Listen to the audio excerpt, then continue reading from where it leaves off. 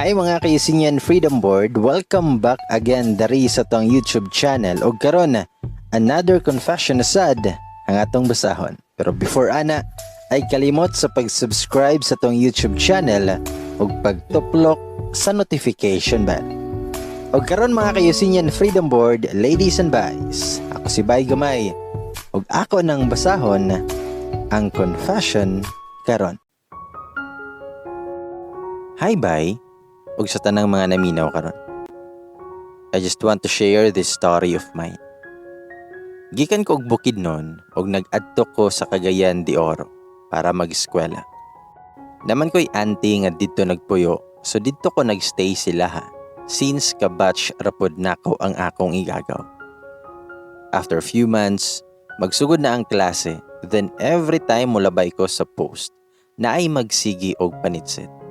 Wala rapod ko since duha man mesa ko ang kasen. Lisod man kayo mag-assume. Kaluyan. Gwapang pud noon ko pero mas kusog lang og self-confidence ako ang kasen. As in, kada adlaw jud na ay manitsit din sabay mo syagit og idol. Dili manggod ako ang klase sa bae na pag naay manitsit, lingi dayon. Pinaka-hate jud nako ng sitsitan ko kay lagi dili man tawon ko ero. Niabot ang adlaw nga nagsapon mis tindahan kay lagi magpa-load ko. Ang ending di ay gihulatan ko niya kay para makapangayo siya og number nako. Pero sa wala pa mi nagsapon, sige na og ingon ang tindera sa kuha nga naa lagi daw mangayo sa kuang number. Motubag rapod ko og ayaha lang ko mohatag sa kuang number pag makita nako ang tao. Ako mismo ang mohatag. Wala pa jud nako gihatag ako ang number kay iyaha manggod nga trabaho is well known as babaero. Every place, replace. Anagot. So lisod jud ko magsalig diretso. Malay ba nako kung minyo na dayto siya. Kagwapa nako tapos himuon ra ko nga kabit. Never jud na nga mahitabo. So after 3 weeks sa sige niya og panitsit kada mulabay ko. Niabot ang adlaw nga siya na mismo ang nag-adto sa balay sa kong ante. Grabe jud akong kulba ato kay isog kay akong ante in terms of lalaki. Kay lagi siya ang gisaligan nga magbantay sa kuha kay wala ako ang mama ug papa. Akong mama that time is active sundalo. Kunang akong mama tuwa sa abroad.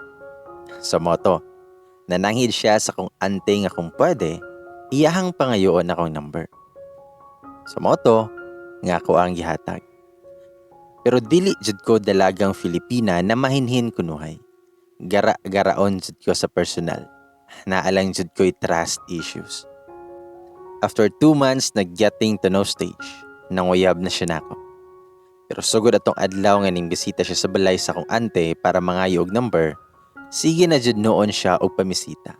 Pag na-family outing, gina-invite siya sa kong ante. Kanang open na siya sa mga tao nga akong kauban sa balay. Then another 3 months have passed. Ako na siyang gisugot. Buotan man siya. Pagting eskwela uban man mi perme sa kong kasen, iyahaming sugaton. Pag naa siya'y free time, mula agmi. Third wheel perme ang ako ang igagaw. Sweet siya isip puyab which is normal kay lagi bag-o pa man. Everyday na ay pa chocolates. If ever mabisi siya, iyahada ang sabuton ng tindera na ihatag sa kuha ang chocolates nga iyahang gibilin. Naiadlaw nga hectic ihang schedule sa trabaho. Munang dili kay siya makakontak sa kuhaan ng adlawan. Pero pagkagabi, ana, iyahong adtoon sa mong balay kay maghatag og bulak, chocolates og ice cream. Napod siya'y tula nga gibuhat para nako. Tulod jud to siya katula. Napadyo higayon nga kadakita niya sa kuha, lahi-lahi na tsinelas sa kuang gamit. Una-hunaon niya nga wala na ko'y tsinilas. Moto, nga iya akong gipalitan. Pero sa karelasyon, dili man jud mawala ang apan. Despite siyahang kasweet, grabe po siya kasiloso. Makita ko niya nga nag-shorts then naa sa gawa sa balay, hadayin kong ingnon nga, mahal, bakit ganyan ang suot mo?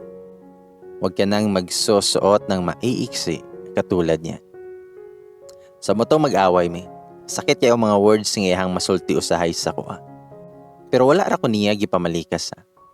Such time na nagsige na lang mi og away. Sige mi og away kay dahilak na ako. Og naa ko'y usa ka tao nga akong dali maduulan. I'm aware na naay gusto ning tawhana sa kuha.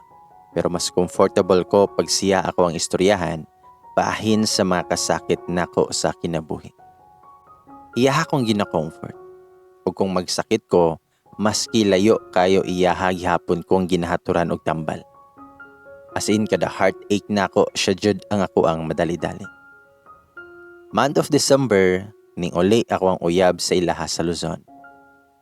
Somewhere in Laguna. Pag-abot niya, wala na kayo may communication.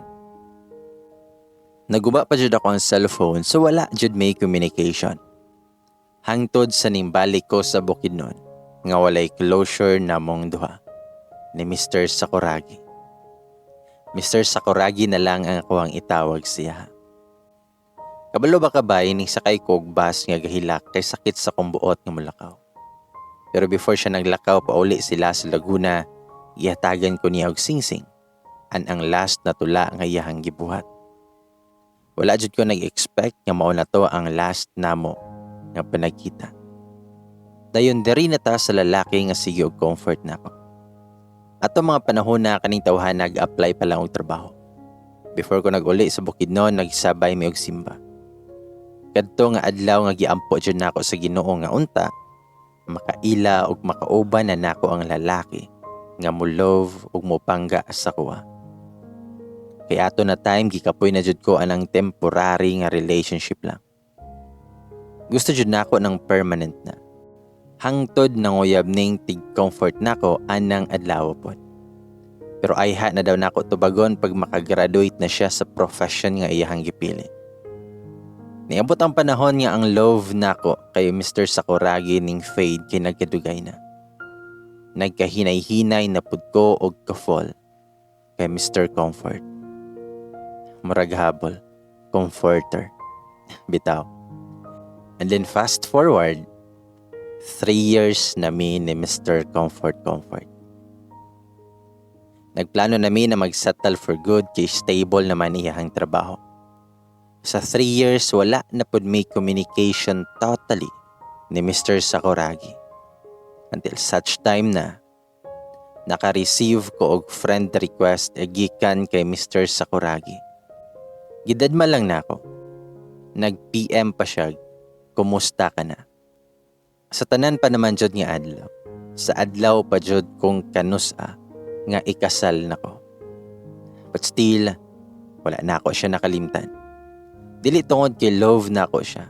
Dili lang jud na ako siya makalimtan kay tungod sa iyahang kasweet sa una. Sa mao na to, nadayon akong kasal anang adlaw. Happy kay ko kay wala ko kabalo na ang lalaki di ay nga para nako. Is naara kanunay sa akong kiliran. Last October 2020, nag-chat na pod si ex. Kanang casual lang god nga nangumusta. Gusto siya makig-video call pero wala na ako ginatubag kay lagi. Dili ko gusto nga mag-doubt akong bana sa kuha. Sa mga to, nga nag-reply ko niya, nga okay lang ko. Nga naa na ko'y anak. Nga happy na ko. Ang reply rataw niya, anak, sana natin yan. Ako sana ang asawa mo. Nasya ko. Nga nung nakasulti siya og ato, samantalang tung tua siya sa ilaha. Nag-message siya hang pagumangkon nga naa daw siya uyab dito. Wala na ko siya reply kay awkward kayo magisgot sa past nga kung huna-hunaon. Ako pa ang nag-antos ato kay gi-ghost ko niya og pinalive.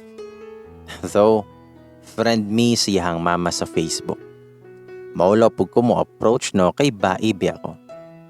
Then the next day, nag-message na po siya na ako ingon siya. Mahal na mahal pa rin kita. Sobrang miss na kita. Bakit kasi nagkaganon?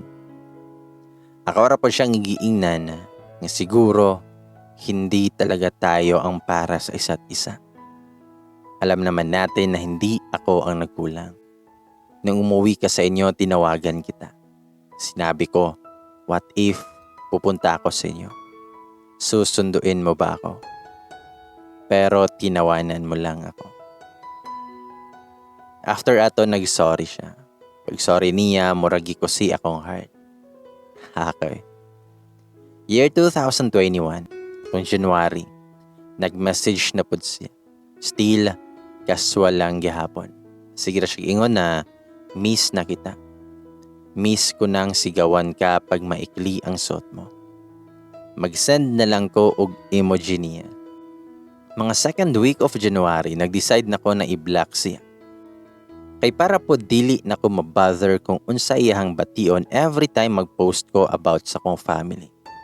Para po dili ko ma-confused og otro kay committed na ko sa kumbana. Dili ko gusto nga naipagduda nga mabuo sa hunahuna sa kumbana.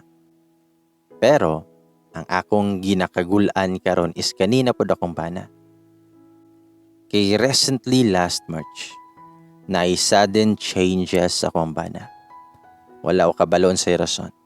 Kung nabay ako ang pagkulang or nanubra baka akong paghatag siya og freedom. Every time mapuno ako sa akong kalagot, gaabot ang time nga ako ara siyang makompare sa akong ex. I admit nga buang ko sa part na ako ang i-compare ang tao nga ning fix ako atong panahon nga grabe ko ka-broken.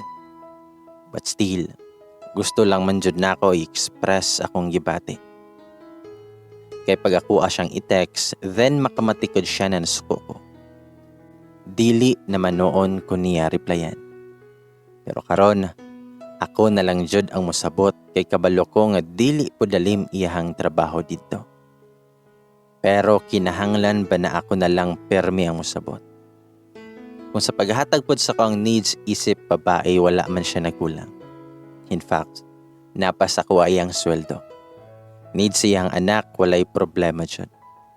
Ang dili lang jud okay is kanang dili siya expressive sa iyahang feelings ba. Pero sure ko na ako lang iyahang babae.